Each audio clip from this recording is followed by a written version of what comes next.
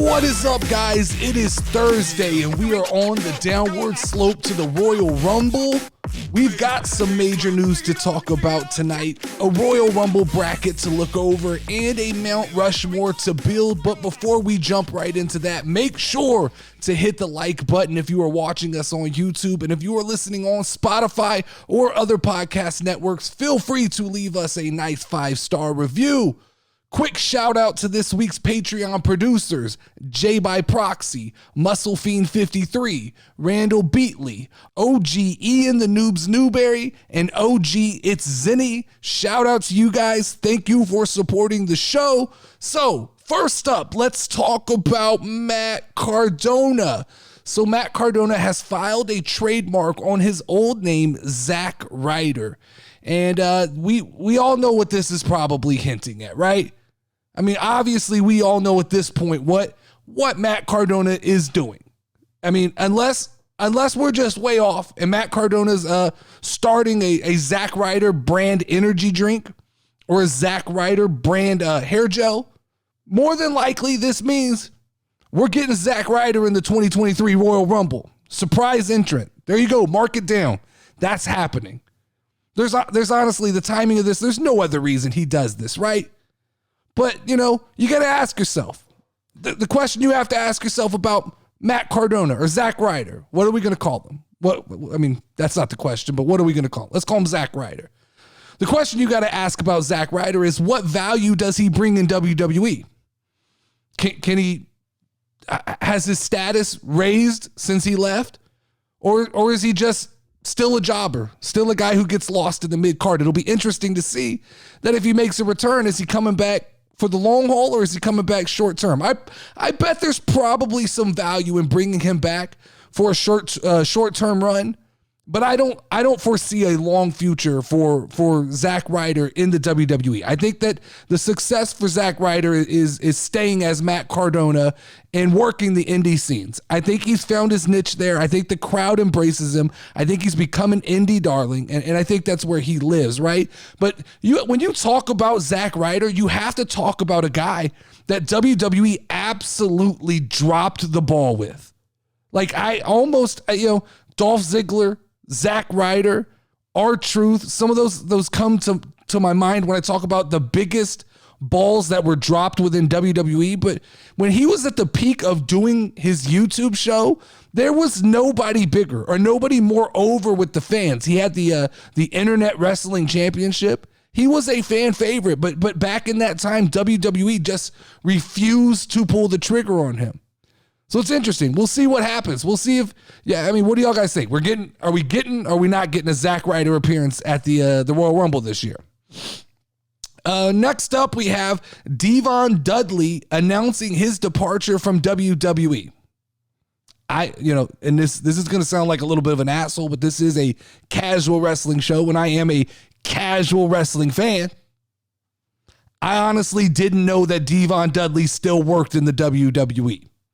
I can't recall coming across any type of documentation in all of my research on the dirt sheets and on the news websites. I never saw anything that referenced him as producing any matches in WWE or NXT.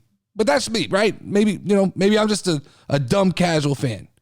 I'm guessing that his role was in NXT somewhere, but who knows? I don't know what he did. But what I do know is I'm sitting here right now with my popcorn waiting for the IWC to start blaming the return of Vince McMahon for running off Devon Dudley and whoever else decides to leave the company in the next couple of weeks, because it's coming.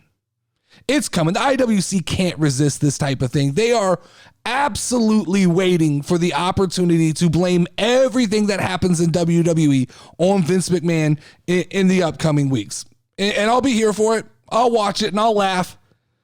Like WWE was this beautiful, perfect company when Vince McMahon was gone. We'll see what happens. As we talked about briefly yesterday, Cody Rhodes has announced or was announced to be returning at the Royal Rumble this year. So any chance of a surprise was absolutely spoiled. And WrestleVotes.com reported today that WWE knew that everyone was expecting to see Cody Rhodes return at the Royal Rumble. Therefore, they chose not to have it be a surprise, and instead they are saying that they're pleasantly pleased with the other surprises that they have. So why not just announce it? Well, this I'll double down. This just supports my claims. You don't do this unless you have a bigger surprise. You don't do this unless you know you have a ace in your sleeve. You don't do this unless you know that you've got the big one. The big one that everybody's going to talk about. Because Cody, even if we all knew, we like the surprise. Don't get it twisted, WWE. Half the shit that's a surprise we probably know already, but we still like to pretend and overreact to how excited we are. But I think if they're willing to blow the Cody Rhodes load pre-Royal Rumble, there's got to be a Dwayne Johnson sighting. There's got to be electricity. There's got to be The Rock at the Royal Rumble. But I'm guessing that there's, based on the way that's worded, there's got to be a couple other tricks up the sleeves, right? It can't just be Dwayne. It can't, the only surprise at the Royal Rumble can't be The Rock. There has to be other things that are going to happen that are going to be exciting. Who do we think is going to be the big surprises this year? Is it Zack Ryder? Is that the big one that they're banking on? I tried to rack my brain. I don't know. This was a harder Royal Rumble for me to put my finger on the pulse on than normal. And, we'll get to this in a little bit. We'll do our Royal Rumble bracket predictions. But, I had a hard time. You guys tell me, who do you think are going to be the big surprises this year at the Royal Rumble? Vince McMahon just settled settled his lawsuit with former WWE referee Rita Chatterton after years of sexual assault allegations. It is reported that Chatterton settled for less than the $11 million she was demanding. Vince McMahon's lawyer shared with the World Street Journal after the settlement that Mr. McMahon denies and has always denied assaulting Mrs. Chatterton. He settled the case solely to avoid the cost of litigation. Man, I mean, that's a hard thing. Like, when you settle that, and I get that I'm not a business major, I'm not a lawyer, I don't know the ins and outs, but I do know that when you settle something, it usually means that you were a little bit worried about what could come from that situation. Now, more than likely, he's just trying to settle up any loose ends while he tries to sell the, tries to sell the company as we're being told he's doing. But you talk about storming back into the company. Like, Vince McMahon kicks in the fucking door, walks in the office, and just starts slanging around millions of dollars to fix whatever problems he has. It's like he came back and goes, they're not going to get me this time.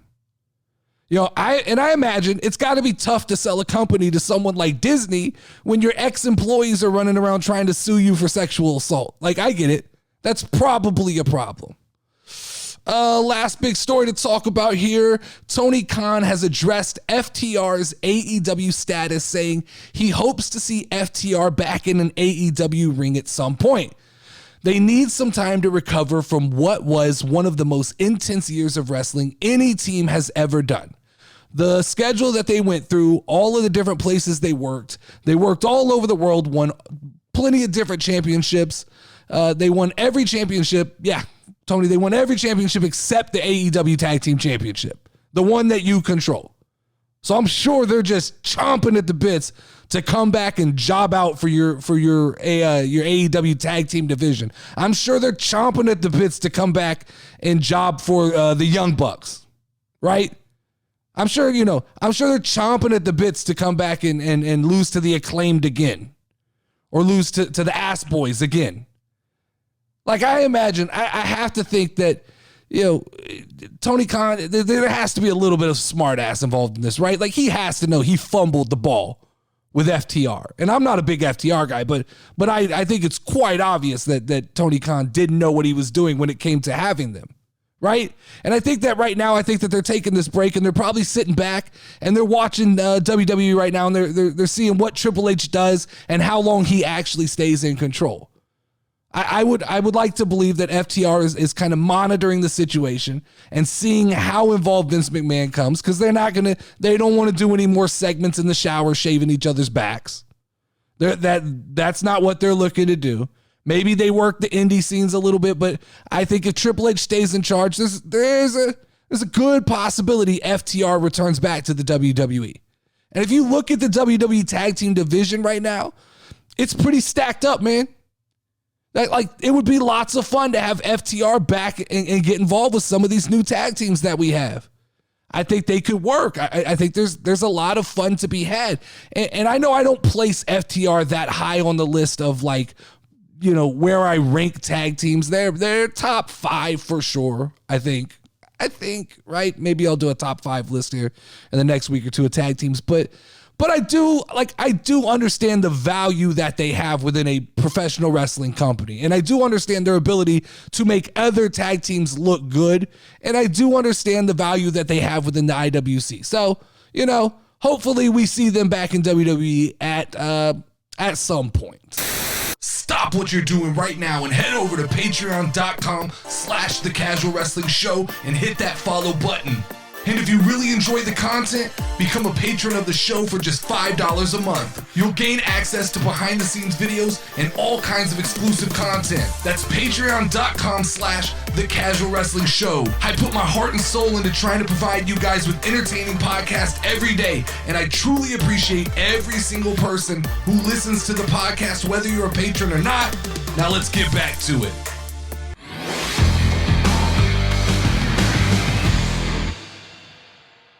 All right, so friend of the show and inaugural Drop the Belt Fantasy Wrestling Champion, Corey, a.k.a. Snuggles, which, by the way, I completely dropped the ball on doing a ceremony for Corey. So in the next week or two, we are going to have a Fantasy Wrestling Champion celebration for Corey to crown him the season 1 Drop the Belt Fantasy Wrestling Champion.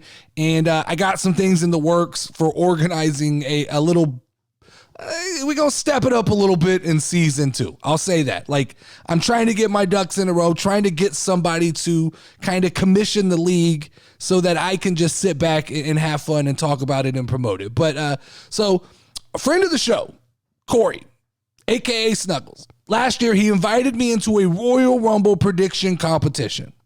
He does this with his friends. It's a cool, well put together little competition that he has. And I think, if I recall correctly, I did rather well last year. Might have won. Not sure. I'm going to have to check with Corey. I think I might have won. I at least won one of the 2 divisions. But I think I might have been the overall undisputed champion. But this year I gotta say I'm not as confident about my predictions. So I want to run my predictions by you guys, and I want you guys to tweak my list here and chime in and tell me where I'm right and possibly where I'm wrong. Okay, so I'll tell you, I'll kind of go down the list here of the different categories, and you guys tell me what's right and what's wrong. So let's start with the Men's Royal Rumble. I get 3 choices here for who I think is going to win the Royal Rumble. I get 5 points if my first choice is right, 3 points for the second, 1 point for the third. I'm choosing The Rock in the number 1 spot. I really do. I think The Rock is going to come back. I think Dwayne shows up. I think Dwayne wins, and we set up what we've been talking about for the last year and a half, Roman Reigns versus The Rock. I think I'm pretty locked in on that idea. It would take a lot to sway me off of the idea that The Rock is winning the Royal Rumble.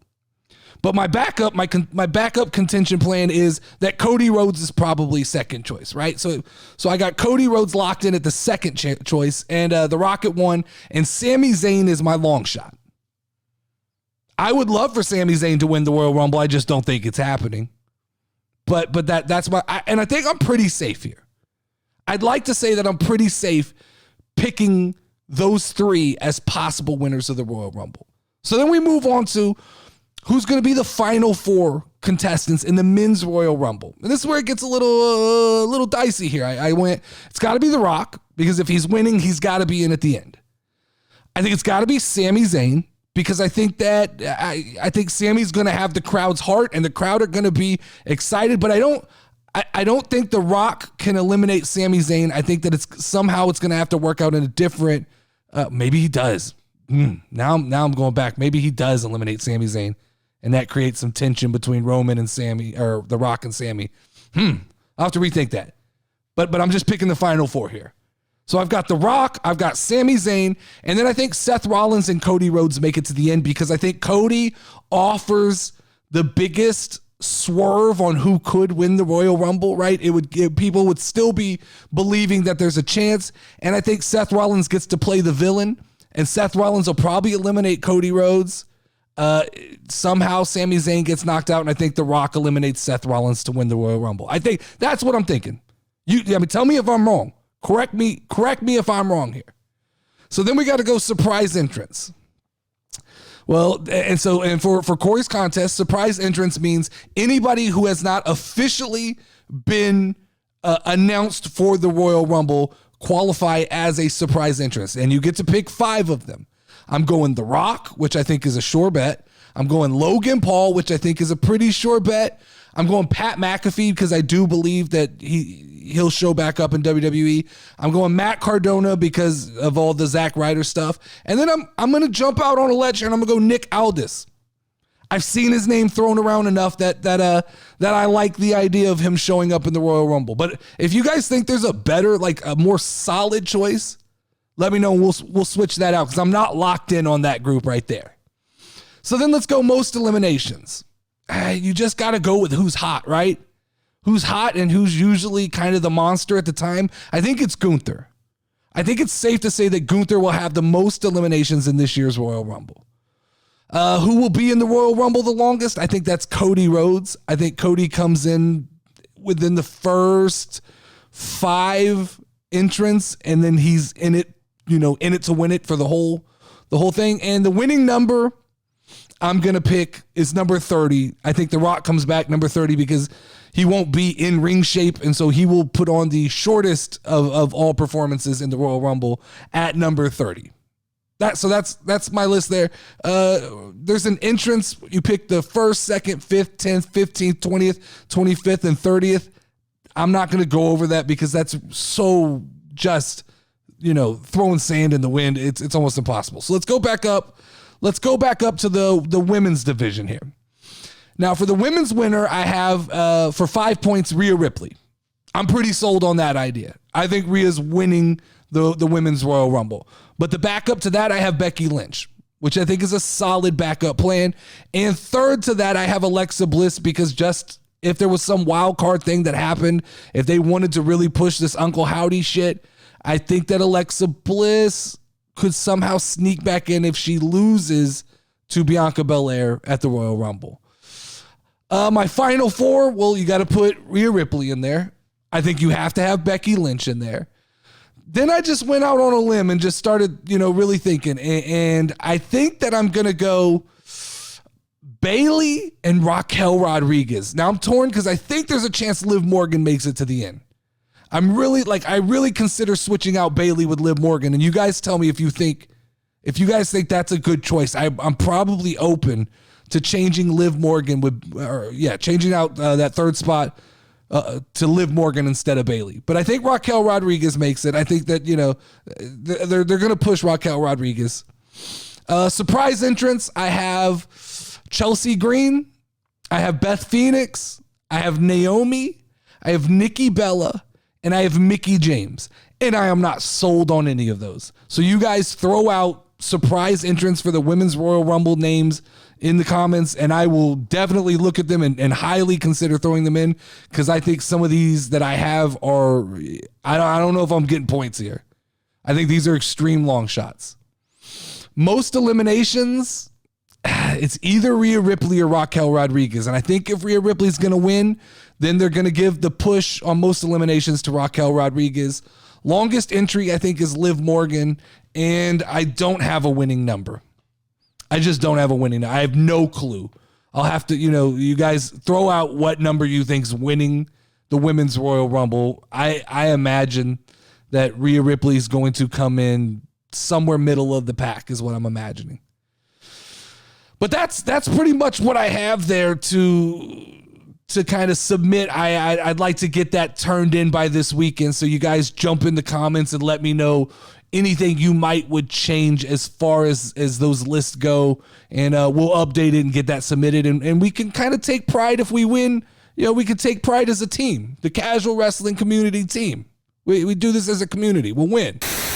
Do you want the chance to win a $25 WWE gift card? The Casual Wrestling Daily Show is now on all podcast networks, and we need your help. Head over to Apple Podcast or Spotify and leave the show a 5-star review. Then make sure to tag us on your preferred social media network. Drawings will be held after each WWE Premium Live event, so head over to Apple Podcast or Spotify and make it rain stars on the Casual Wrestling Daily Podcast. Back to the show.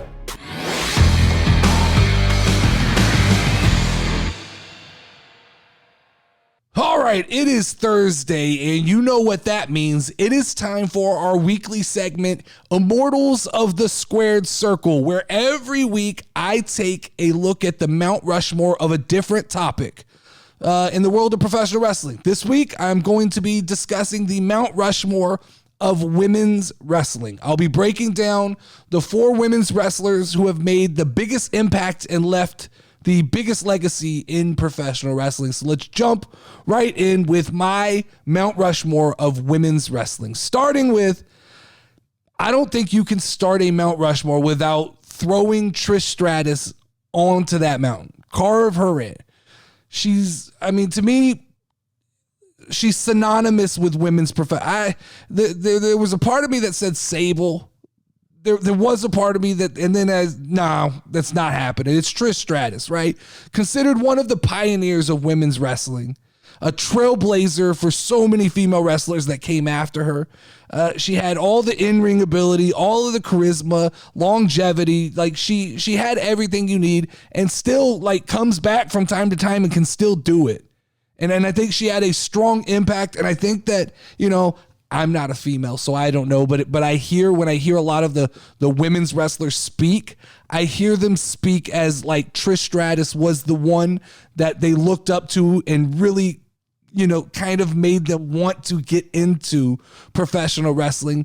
And so if you choose Trish Stratus, I think on the flip side, you have to choose her counterpart, right? Because if women didn't look up to Trish Stratus, a lot of the women's wrestlers looked up to Lita. So I think Lita would be the second name that I would put on the Mount Rushmore for women's wrestlers. And I think, she was one of the most popular wrestlers, one of the most influential wrestlers in the 2000s.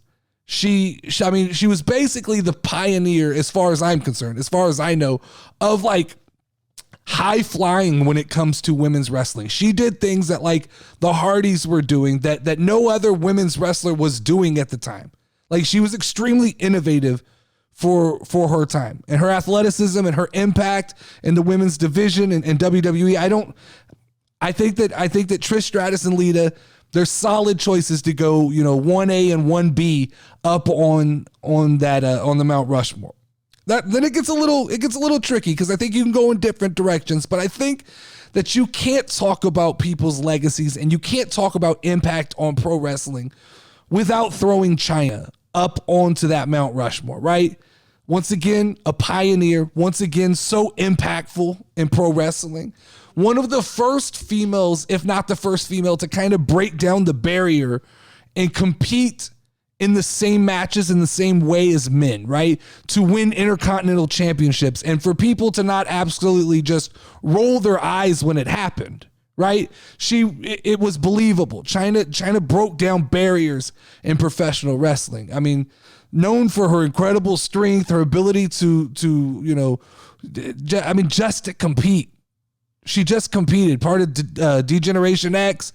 It's unfortunate the way that, the kind of last chapter of her life. But I think when you're talking about professional wrestling and you're talking about the Attitude Era, Chyna was impactful and possibly the greatest period of pro wrestling. The most talked about period of pro wrestling. Chyna was right there, and Chyna was a huge part of that time. So then we got to carve out the last spot, right? We got to carve out the last spot. And I think that I want to go more modern. I want to jump to current times for this one. And there was some debate in my head between two different people, but ultimately I settled on putting Charlotte Flair on my Mount Rushmore. And I toyed with the idea of Becky Lynch. And I know I'm going to take a ton of shit for that. But there were moments when I was sitting down to make this Mount Rushmore that Becky Lynch would creep in and make me go, Charlotte Flair, nepotism, people don't necessarily love her all the time. But I think that just based on accomplishments alone and like being the most successful female wrestler of all time, you can't not put Charlotte Flair on the Mount Rushmore. So when you look up and you go Trish Stratus, you go Lita, you go Chyna, you have to put Charlotte Flair there, right? I mean, she's got the athleticism. She's got the strength. She's got the in-ring ability. She's got the pedigree, second-generation wrestler. You know, maybe, possibly by the end of her career will overshadow what her father did. I don't know. That may be a reach, but I definitely think that, you know, at the end of her career, we'll look back and we'll probably call her the GOAT. If she's not already the GOAT, I think we'll look back and probably call her the GOAT of professional wrestling. I think so. But that's my picks for the top 4 female wrestlers of all time. Now I want to hear from you guys. Who would be on your Mount Rushmore of women's wrestling? Post your Mount Rushmore in the comments of this video below, and let's start debating. Let me jump in there and tell you why you're wrong, even though you're probably more right than I am.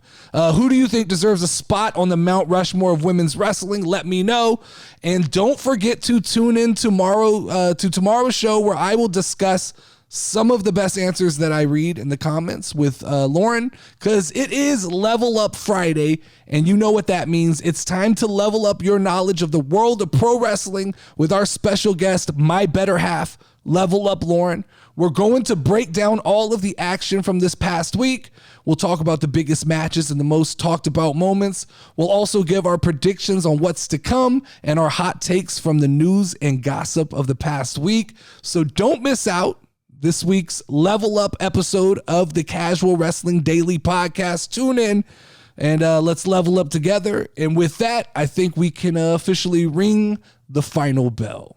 Step in the ring, if you ready, let's go. Hey, Casual Wrestling Community Show. You already know, talking WWE. Keep it rolling and hosted by Notorious Nerdy D. Dope show that you gon' find. Tune in cause it's online. Hit 'em with a figure 4 leg lock, power driver or clothesline. We bringing that heat like the show, but you should